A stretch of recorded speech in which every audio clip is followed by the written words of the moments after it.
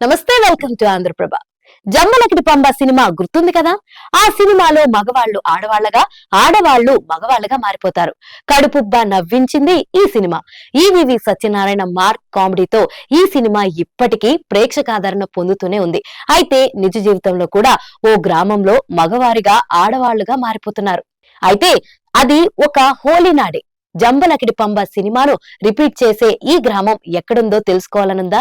అయితే ఈ స్టోరీ చూసేయండి. కర్నూలు జిల్లా ఆదోని మండలం సంతెకుడ్లూరు గ్రామంలో ఈ వింత ఆచారం పాటిస్తున్నారు. దశాబ్దాలుగా అక్కడ ఈ ఆనవాయితీ కొనసాగుతున్నట్లుగా గ్రామస్తులు చెబుతున్నారు. హోలీ నాడు ఊరిలో మగవారంతా మగువులుగా మారిపోతారు. చీర కట్టుకుని, నగలు, పూలు అలంకరించుకుని అచ్చం ఆడవారి మాదిరిగా రెడీ అవుతారు.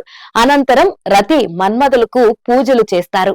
ఇలా చేయడం వల్ల పంటలు బాగా పండుతాయని, గ్రామానికి ఎటువంటి కష్టాలు రావని, ఇంట్లో ఏ సమస్యలు రావని ఆ గ్రామస్తులు ప్రగాఢ నమ్మకం. అలాగే హోలీ నాడు ఎక్కడ ఉన్నా గ్రామానికి చేరుకుంటారు. అయితే ఈ ఆచారాన్ని చేసేందుకు పలు ప్రాంతాల నుంచి చాలా మంది వస్తుంటారు.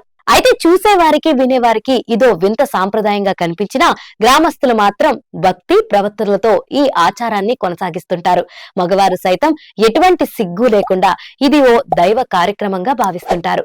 దీనివల్ల గ్రామానికి సకల శుభాలు కలుగుతాయని ప్రగాఢ విశ్వాసంగా చెప్పుకుంటారు. ఆడవారి వేషం వేయడాన్ని ఒక నామోషిగా మాత్రం భావించరు. దశాబ్దాలుగా ఈ ఆనవాయితీ కొనసాగుతుంది. యువకులు సైతం స్వచ్ఛందంగా ముందుకొచ్చి ఆడవారి వేషధారణతో అలరిస్తారు.